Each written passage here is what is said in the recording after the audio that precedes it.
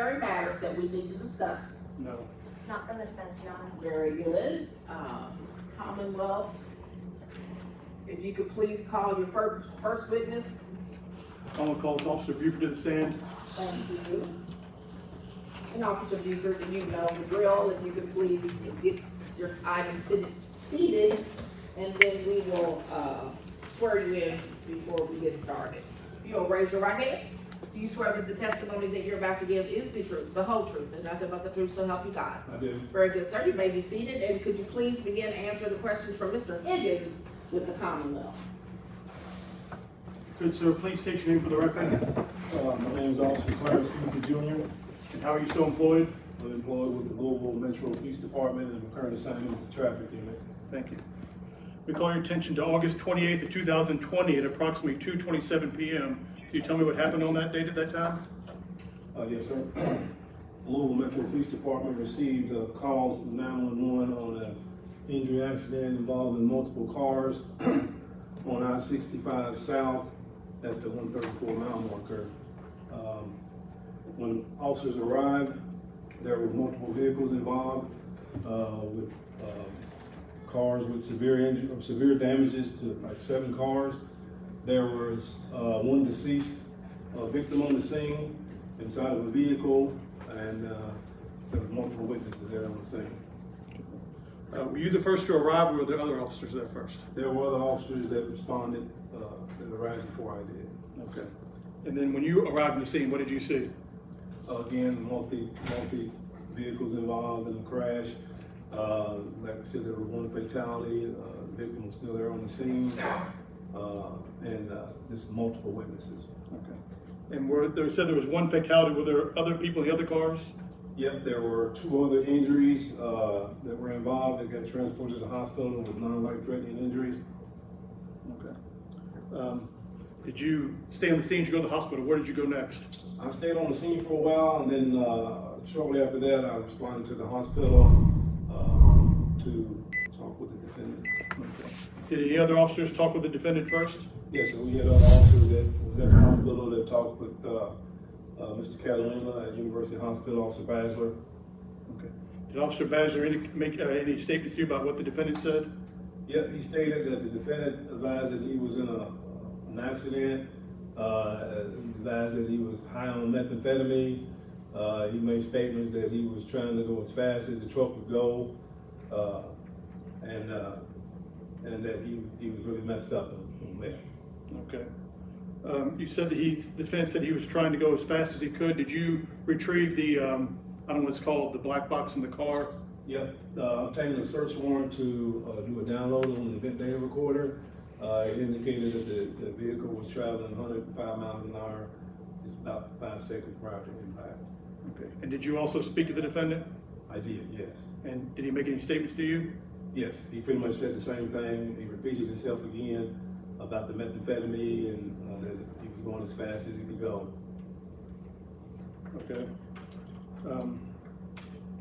He was also he was going the wrong way on 65, so he was in the southbound lanes of I-65 traveling north. Initially, he was in the emergency lane. Then he got over into the fast lane, and that's when he struck several vehicles, which caused a multi-car collision. Okay, so just to be clear, go up the ramp the wrong way on the expressway. Yeah, he was on the interstate traveling in the wrong direction. He was on the southbound side of the interstate traveling north. And again, did he have any insurance? Not that I could verify. No, sir. Was any blood work taken at the hospital? Yes. Oh, let me back up for a second too. And is the person who was in custody that day you spoke to in the courtroom here today? Yes. And can you identify him? He's in the orange outfit there next to the defense attorney. Might The reflect court this. recognizes that the officer has identified the defendant for purposes of probable cause. Thank you. And was any blood sample taken at the hospital? Yes, it was. What was were the results back on that? Yes.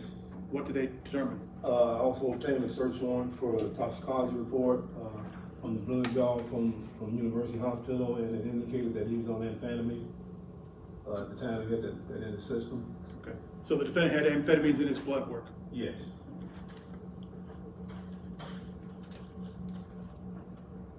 Did you do anything else after that, or take the report? What did you do next? Anything else? Basically, we just cleared the scene up. You know, we did what we had to do after on the scene, and then that was about it. And again, just to confirm too, other than the 2 victims who took minor injuries, how did you, the third victim who was deceased, did they have a report on that, or was he dead on the scene, or? Yeah, he was dead on the scene. He was pronounced deceased by EMS at the scene. And everything you testified to happened in Jefferson County, Kentucky? Yes. That's all the questions I have at this time. Thank you. Would you please answer the questions from Ms. McKettrick? She is the defense counsel. Good afternoon, Officer Buford. I'd like to follow up with what you just discussed with Mr. Higgins. I'd like to start with your arrival on the scene. As you stated, you were preceded by other officers. Yes. At the time you'd arrived, had those officers begun interviewing the witnesses you mentioned? Yes. And did those officers make notes and share with you what those witnesses described? They didn't make notes. They made some notes. They wrote down some of the witnesses' names, but they were videotaped. Videotaped the interviews for the most part through the body camera. And do you have any knowledge of what those witnesses shared with officers? Yes, I spoke to some on follow-up investigation. I spoke with several of the witnesses. 2 of them were soldiers, one from Fort Campbell, one from Fort Knox. The one was first on the scene and advised that he observed this truck going the wrong way on the interstate. He observed the crash, and he stated that the pickup truck that Mr. Catalina was operating at the time hit a vehicle and went airborne and overturned several times and then caught on fire. He also stated that he went up to the truck and drove him out of the truck as it was burning and administered some first aid. The other witnesses I spoke to pretty much said the same thing. They pretty much had the same stories about him going the wrong way on the interstate when the accident happened. And outside of obviously driving on the wrong lane, were there any comments made about how Mr. Catalina's vehicle was being driven prior to the wreck? Yeah, I talked to a few witnesses and they said that they thought that the truck was at least traveling 100 miles an hour going the wrong direction on the interstate, on the wrong side, and that, you know, and they observed the crash. And were there any comments about whether the vehicle was being jerked around or moving erratically? Nope, they said he was driving in the emergency lane initially and passing cars going the wrong direction, and then he got to a certain point where he eased over into the fast lane and struck several cars before, you know, his car overturning and catching fire. We also captured video footage from RTCC of the incident prior to the crash, and it showed him traveling on the wrong side of the interstate, the wrong direction at a high rate of speed. And how much of Mr. Catalina's driving, how long before the wreck was Mr. Catalina's driving captured on that video? I would say approximately he got on, according to the witnesses, he got on at the outer loop on the wrong direction on the interstate, and they pretty much picked it up. I say as he got around Fern Valley Road, where the video footage picked up at, right in that area. Turning to discussions with Mr. Catalina, I know you stated that other officers spoke with Mr. Catalina before you did. Outside of the discussion of having consumed methamphetamines prior to driving, was there any timeline given by Mr. Catalina as far as when the methamphetamine had been taken? He stated that it could have been several days ago, and then he also stated that it could have been on that day. He was just a little bit confused when he had consumed methamphetamine. Outside of that timeline, you mentioned confused. What was Mr. Catalina's demeanor from what you observed? Well, he was real talkative, and you know, he wanted to tell the story about what happened. And just as I explained to you, he was saying that, you know, he was just trying to drive as fast as he could go, and he just wanted to tell the story. Did Mr. Catalina explain why his vehicle was traveling at such a high rate of speed? He stated that he thought there was somebody chasing him, shooting at him, and he was trying to get away from him. But according to witnesses, there were nobody chasing him, nobody behind him. And the video footage also confirmed that. So just to summarize, the statements Mr. Catalina was making at that time, you could not find any basis for them in the evidence you reviewed? No, all the witnesses that I interviewed, nobody stated that anybody was chasing him. And the video footage clearly showed that there was nobody behind him chasing him, shooting at him.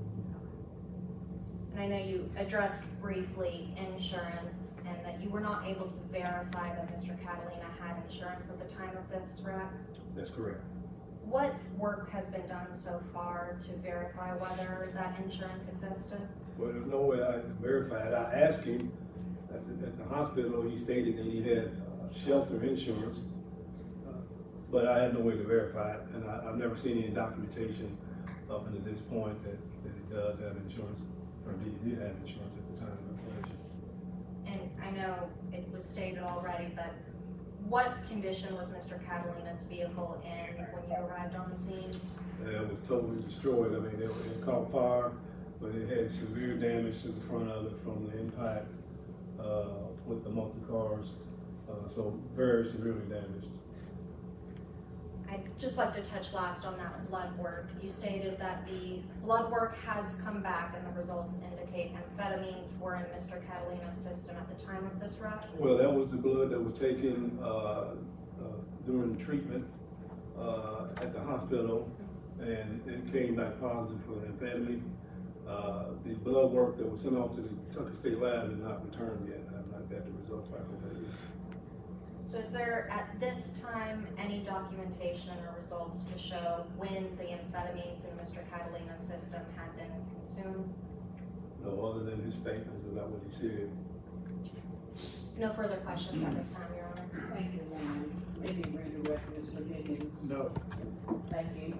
Officer Buford, you're excused from the stand. Thank you for your testimony. Mr. Higgins, presume that the Commonwealth is not calling any other witnesses, is that correct? Correct. Ms. McEtrick, any witnesses for the defense? No, Your Honor. I would like to briefly confer with Mr. Catalina before addressing the probable cause. Yes, ma'am.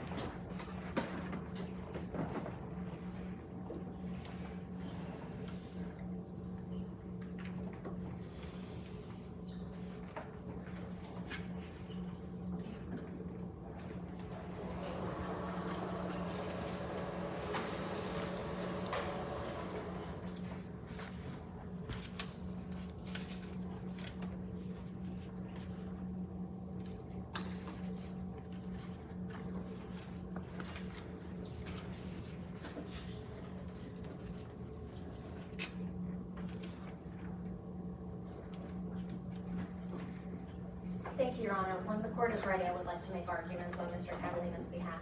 Please proceed. Your Honor, at this time, I would submit to probable cause on the felony charge of wanton endangerment in the first degree. I would concede that, particularly for probable cause purposes, the burden has been made to show that at least one individual would have been wantonly endangered due to the incidents just described on the record. However, I would be arguing that the court at this time should not find that probable cause exists to move forward with the murder charge. I understand, of course, that there has been incident caused by Mr. Catalina's actions that led to a death. Obviously, that is a tragedy. There's absolutely no arguments to be made on that point. What I would be arguing is that at this time, in order for the Commonwealth to be arguing that Mr. Catalina should be charged with murder, because there's been no indication, no evidence put on the record that Mr. Catalina in any way intended for these acts to take place, that the argument I am assuming must be made out of the argument that Mr. Catalina exhibited such wanton indifference to the lives of those involved in this wreck that it rises to the level of wanton murder, and that I assume is the argument going to be made shortly. I am asking at this time for the court to find that probable cause has not been met for that mental state. We have some indication based on Officer Buford's testimony that Mr. Catalina was not in a reasonable state of mind at the time of this wreck, that he was making statements that could not be based in reality, could not be based in the evidence available to officers at that time. And I believe that this indication of Mr. Catalina's mental state, this indication that Mr. Catalina was under a mental state that was impaired, perhaps due to the methamphetamine, perhaps due to the results of the methamphetamine, indicates that he was not developing that extreme wanton indifference, that this is a lower level of mental state. I would argue if the court is inclined to find probable cause on a lower, lesser included felony, that the court instead consider a manslaughter charge. I know that the court has heard arguments before about Brown v. Commonwealth. I would just ask for the court to take into consideration when looking at the evidence so far of the level of endangerment that Mr. Catalina could have contemplated at that time, that it does not rise to the level of wantonness that presupposes an awareness of the creation of substantial homicidal risk. At this time, I believe that if the court is so inclined, it may be more applicable to consider a lesser included charge like manslaughter. However, at this time, I know that probable cause is a low barrier. However, I would argue that that barrier has not been met for a murder charge. Thank you.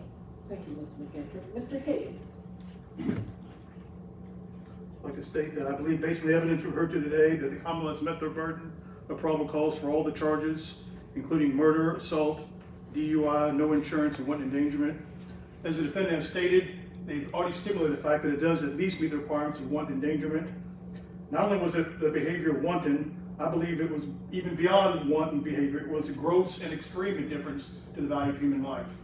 By simply driving the wrong direction on an interstate, the wrong way, at over 100 miles per hour, and admitting that he was trying to go as fast as he could, would justify a charge of murder. But in addition to that, as we also know, he has also admitted to, by his own statement, that the drugs, the amphetamines he had taken, quote, messed him up, and that it was confirmed by the blood work.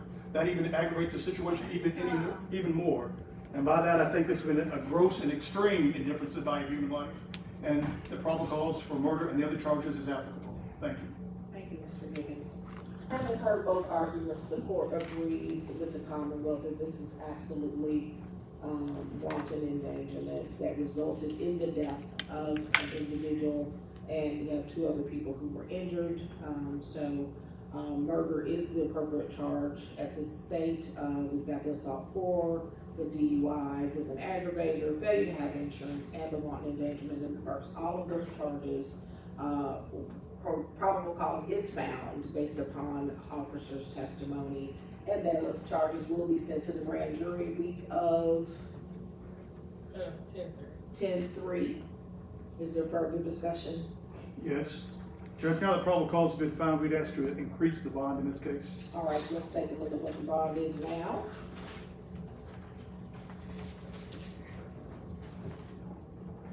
$250,000 full cash, no bail credit due to danger and flight risk, plus HIP if posted, no driving, no contact with any of the victims. And what is the Commonwealth asking and why?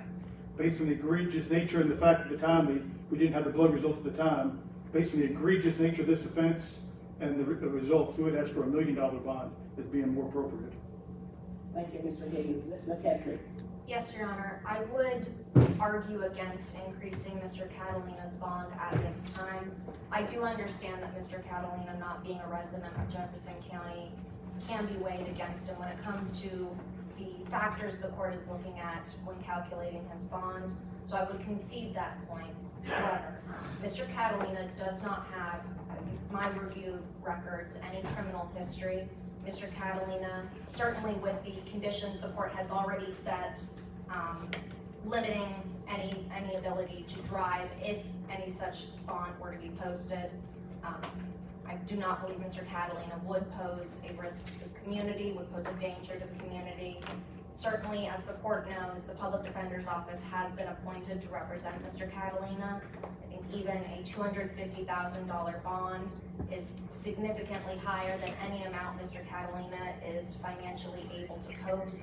So at this time, I would argue that increasing the bond to any other amount would not create any greater guarantee of safety or do any more to secure Mr. Catalina's placement than the bond as it currently stands.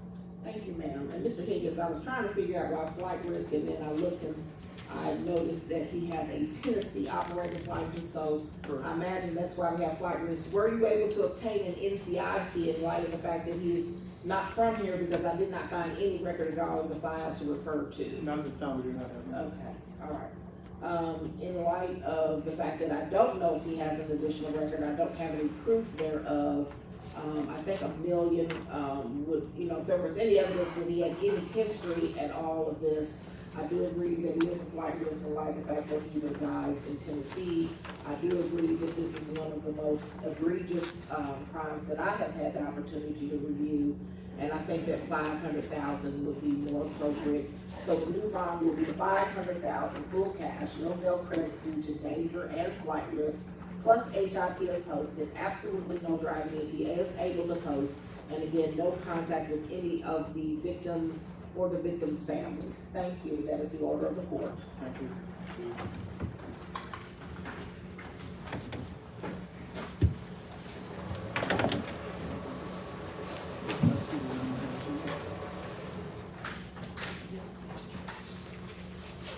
He needs this microphone. Thank you so much.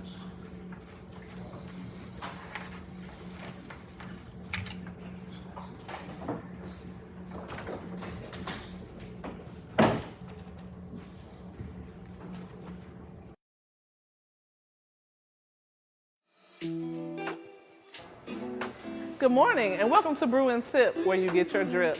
We also have 2 locations, one at 505 West Broadway, or meet us at 3800 Shepherdsville Road, where you can hold your business meeting or just meet with friends. Have a delicious cup of our drip, as well as our smoked chicken salad. We hope to see you soon. Welcome back to the live.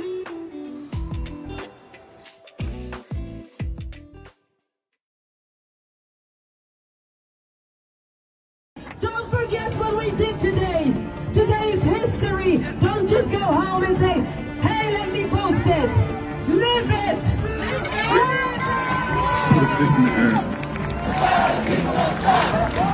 To change, we just have to be stubborn enough. We just have to be strong enough. We just have to be relentless. How do we fix it? We didn't break it. Guys, thank you all. I pass the mic to the next person. Black